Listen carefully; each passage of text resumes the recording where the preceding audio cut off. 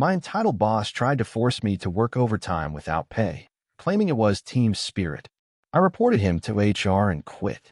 I, 38, male, used to work as a project coordinator at a mid-sized manufacturing company in the Midwest.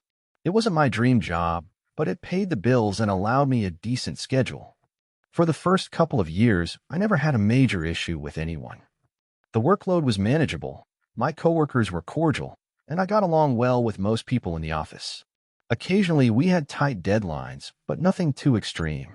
I considered myself lucky until a management shakeup put a new boss in charge. This new boss was brought in to increase productivity, as top management like to say. From the moment he stepped foot on our floor, something felt off. He introduced himself at a team meeting with a big theatrical grin, telling us how thrilled he was to bring fresh energy to the department. I remember thinking that maybe he'd be a good addition, someone who cared about efficiency and new ideas. But within a week, I noticed he didn't seem interested in genuine collaboration. Instead, he displayed a penchant for flexing his authority. He'd roam the cubicles, arms crossed, scanning our desks, sometimes lingering over people's shoulders as they typed.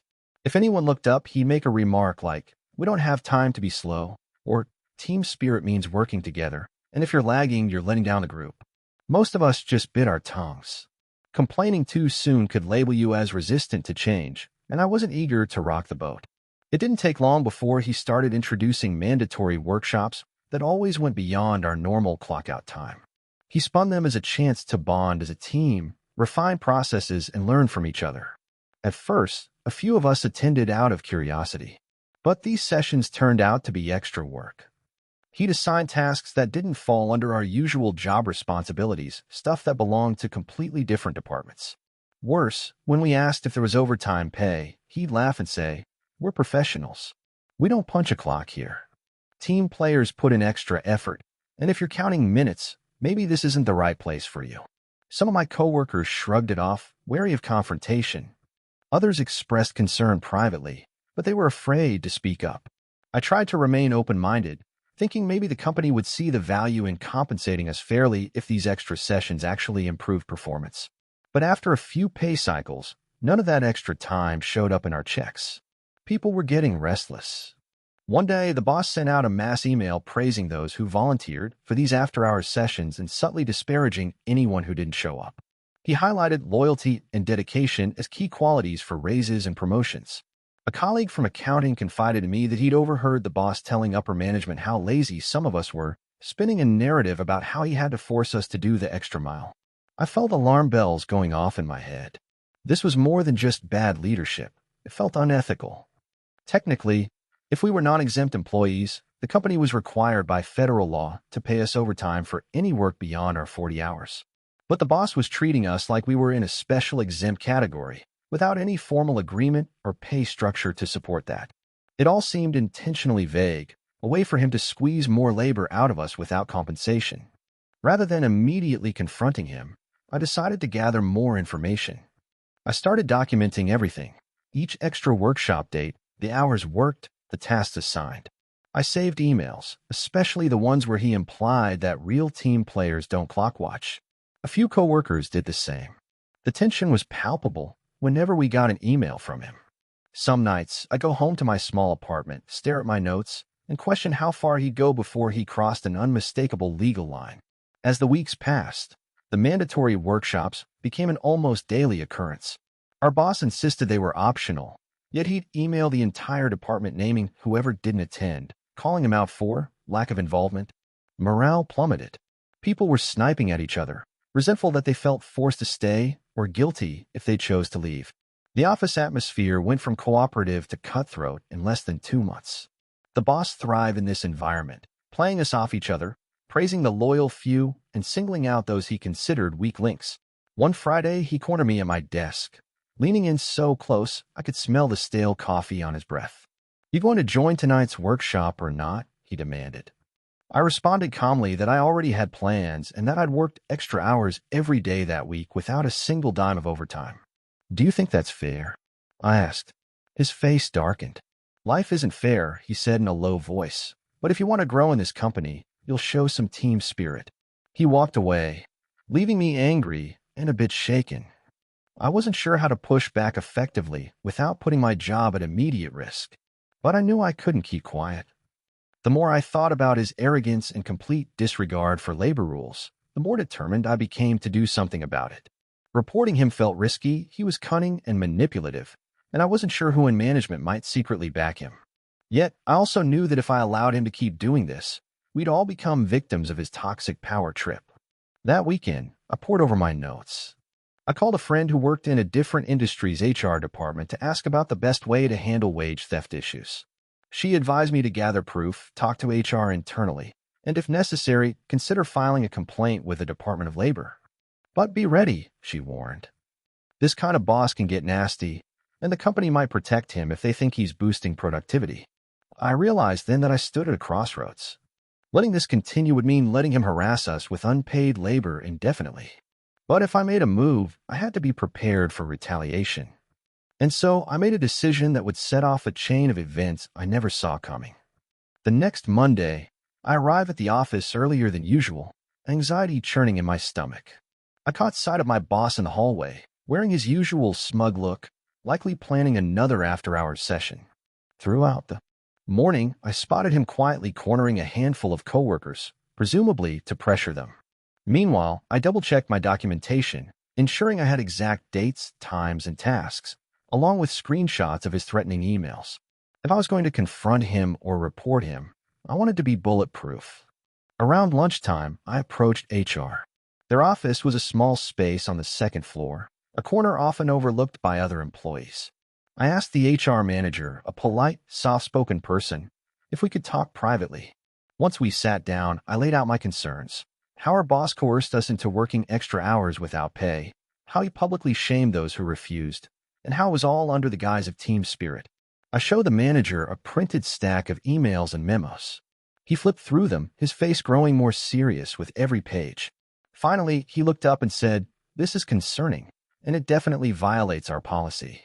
He assured me HR would investigate, but asked if I could keep it confidential for now. I nodded, though I felt a wave of skepticism. This boss was clearly favored by upper management for his productivity, so would HR truly stand up for the employees?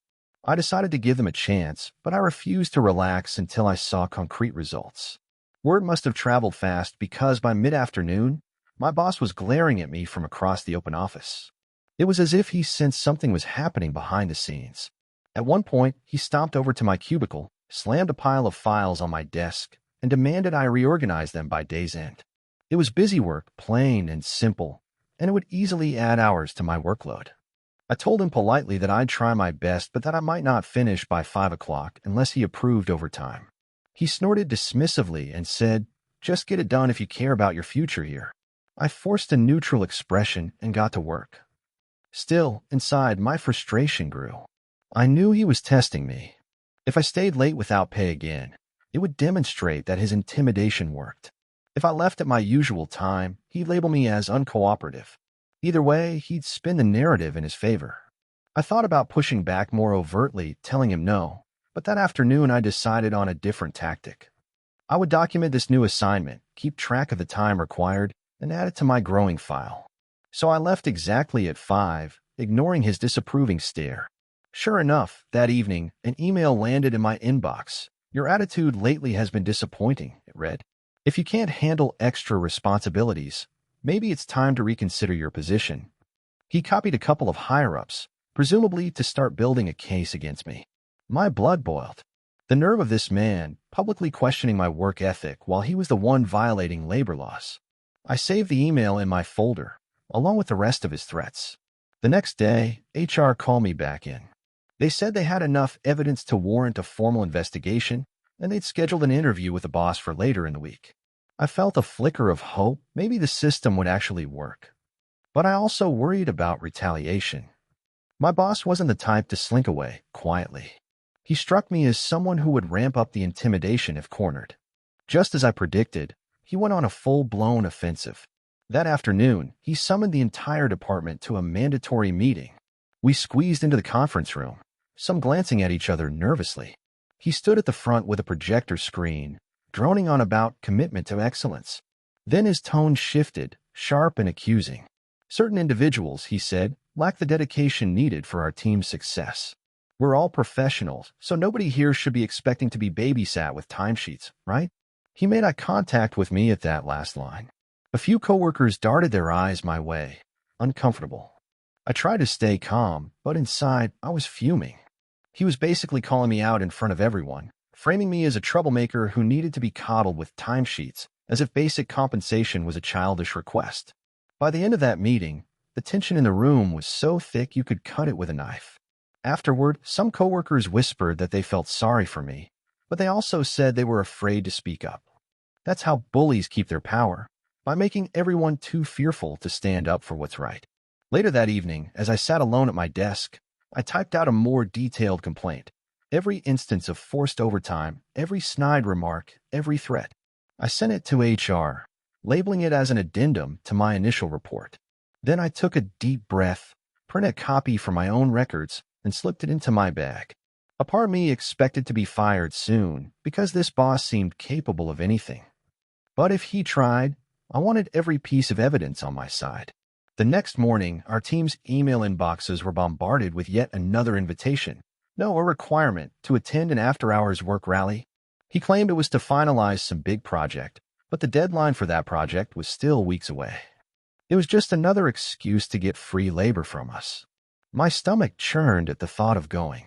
I could imagine him strolling around the conference table, barking orders as the clock ticked past our normal closing time. But I also knew that with the HR investigation underway, he was either unbelievably arrogant or genuinely believed he was untouchable. I needed a plan, a strategy to ensure his abusive tactics couldn't be spun as mere suggestions. With HR now informed, I wanted to see if he'd explicitly demand we stay off the clock. So I decided to press the point. Right before the so-called work rally, I approached him in the hallway, voice steady, and asked, "Will we be paid for the extra hours tonight?" He stared at me, the faintest twitch in his jaw, and said, "What do you think this is, a factory line? We're professionals, and professionals do what's necessary for the company." It was the admission I needed, said directly and in front of two colleagues who happened to be walking by. His words rang out in the hallway. "We're not clock punchers." I made sure to keep my expression neutral, but inside, I felt a surge of vindication. This was a direct contradiction of wage and hour laws for non-exempt employees. He was basically instructing us to work for free. After that interaction, I decided to skip the work rally entirely. Let him dig his own grave. I had enough evidence, and it was time for HR and the higher-ups to see just how blatant his disregard for the law could be. The morning after that so-called work rally, I arrived to a flurry of emails from coworkers who were both anxious and furious. Those who had attended told me he'd single me out by name, calling me unreliable and not a team player. He'd also implied that if I continued my negative influence, I wouldn't be working there much longer. A few coworkers asked if I planned to fight back. Several were rooting for me, but too scared to step forward themselves. I forwarded these messages to HR, adding them to the mountain of evidence. If he wanted to publicly smear me, then I'd let his own words and actions condemn him. Meanwhile, the HR manager emailed me back, stating they would be conducting interviews with various staff members that afternoon. My boss's behavior was becoming too brazen to ignore. The company's legal department was also looped in, according to the HR manager, which might indicate that the upper brass realized the potential liability. Forced unpaid overtime could land the company in serious legal trouble, especially if multiple employees confirmed it. Sure enough, early in the afternoon, my boss approached my desk, his voice dripping with condescension. "I hear HR's asking questions," he said. "Now, we wouldn't want any misunderstandings, would we?" He tried to portray a calm, friendly demeanor, but I saw the anger lurking behind his eyes. "I'm sure you know how to phrase things appropriately, so you don't tarnish anyone's reputation or sabotage this team," he added. It was an obvious threat. I stared at him, deciding I'd had enough of his charade. "All I can do is tell the truth," I replied simply. His cheeks flushed a deep red. He seemed on the verge of an outburst, but then he noticed a couple of coworkers watching from nearby. Instead of shouting, he forced a smile and walked away. I could almost feel his fury radiating across the room. Later, HR summoned me for a formal interview. Two HR representatives and someone from the company's legal department sat behind a desk, taking notes. They asked me to describe specific incidents where I was told to work overtime without pay. how the boss had responded to my questions about compensation, and how he treated other team members. I handed them copies of the emails, including the after-hours invites, the scolding messages, and the demands for team spirit with no mention of overtime. They looked through the evidence carefully. The legal representative asked a few pointed questions about whether the job had ever been reclassified as exempt. I said no, I was hired as a non-exempt worker, meaning I was legally entitled to overtime. They nodded, making a note. As the interview wrapped up, they thanked me for coming forward and said they'd continue their investigation. I left feeling a mixture of relief and apprehension. Part of me was thrilled I'd finally taken a stand. Another part worried about the boss's next move. That evening, I received a phone call from a coworker who had also spoken with HR. She was visibly nervous, even over the phone. She told me our boss had started hinting at reorganizing teams, threatening that certain whiners would end up with the worst projects or be let go. He hadn't named me specifically, but everyone knew who he meant. My coworker urged me to be careful. He's telling people that you're stirring up trouble for personal gain, she said. He says you're faking the overtime concerns to get a settlement. I almost laughed at the absurdity, but I knew these rumors could poison the atmosphere further. There was no big settlement I was after. I just wanted to be paid for the work I did and not be bullied. Nonetheless, his smear campaign was in full swing. The next morning, a few employees whom I considered friendly suddenly became cold and distant. The boss had likely filled their ears with more of his twisted narrative. In the midst of all this, HR kept me informed that they were proceeding diligently, trying to get statements from as many employees as possible. A couple of days later, they summoned the boss for a final interview. Nobody knew exactly what was said, but the tension in the office crackled like static electricity. He emerged from HR's office with a grim expression, ignoring everyone as he stomped back to his own office and slammed the door shut. For a brief moment, I felt victorious. Then, around midday, an email from the boss landed in my inbox. It was short and cryptic. Meet me in conference room B at 3 p.m. No explanation, no courtesy. I had a bad feeling. When 3 p.m. rolled around, I found him in the empty conference room, arms folded, eyes hard. He barked, "Sit down," barely letting me close the door behind me. He cut straight to the chase. "I know you've been running to HR, complaining about unpaid overtime. Let's get one thing straight. I'm not the villain here. The company wants results. I'm delivering them. If you can't handle that, you're free to leave." Then he leaned forward, his voice dropping to a near whisper. "But if you keep painting me as the bad guy, I'll make sure your future references are tarnished. Nobody likes a snitch." My chest tightened. I knew this was blatant retaliation, completely illegal if documented. But in that moment, all I felt was outrage. "Are you threatening me?" I asked, keeping my tone controlled. He smirked and said, "I'm just telling you how it is. We're a team, remember? And a team doesn't stab its leader in the back." I stared at him, choosing my words carefully. A real leader wouldn't force unpaid labor and then threaten anyone who objects, I finally said. He glared, face reddening. "Well, maybe you should find a different team," he spat, "because you've made it clear you're not on mine." We sat there in a deadlock of silence. Then, in a swift motion, I stood, walked out of the conference room, and headed straight for HR again. This time, it was no longer just about unpaid overtime. It was about intimidation and retaliation for reporting a legitimate concern. I gave them a detailed account of the conversation, word for word. The HR manager appeared genuinely disturbed, saying it confirmed the boss had crossed a serious line. I asked what happened next, but they were non-committal, stating they needed to consult with legal. On the drive home, my emotions whirled. I had tried to do everything by the book, documenting, reporting, cooperating with HR. Yet my boss showed no signs of backing down. He seemed convinced he could bully me into silence. That night, I tossed and turned, contemplating my next move. My personal integrity wouldn't allow me to stay silent, but the stress was becoming unbearable. I realized I might have to prepare for the possibility that staying in this job was no longer viable. A couple of days later, I arrived at work to discover that an internal company-wide email had gone out, announcing that our boss was placed on administrative leave pending an investigation into employee complaints. The wording was vague, but the underlying message was clear. HR and the legal team must have found enough evidence to sideline him. When I read that email, my chest filled with relief and a strange sense of triumph. He was not invincible after all. My phone buzzed constantly that morning. Colleagues reached out with hushed excitement, some congratulating me for standing up, others worried about the fallout. Everyone was eager to see what would happen next. Throughout the day, I noticed a few of the boss's most loyal supporters looking lost and uneasy, as if their safety net had been yanked away. HR scheduled a final wrap-up meeting with me that afternoon. When I entered the small conference room, the HR manager and the same legal representative were there. They thanked me for my cooperation and informed me that the company was taking corrective measures. In simple terms, they said my boss would likely be terminated for violating wage and hour regulations, as well as for retaliatory behavior. I felt a wave of vindication, remembering all those nights he'd forced me or others to stay late without pay. Finally, he was facing accountability. Then the HR manager's tone shifted, more formal now. They emphasized that the company was prepared to make sure everyone received back pay for overtime if they came forward with records of extra hours. I nodded, grateful that at least my coworkers wouldn't be left high and dry. But I also sensed they were hoping to keep me from filing a lawsuit or involving government agencies. The legal rep mentioned that I'd have the option to sign some documents verifying the matter was resolved internally. They implied there might be a settlement involved if I pursued it, though they didn't lay out specifics. I took a moment to consider my position.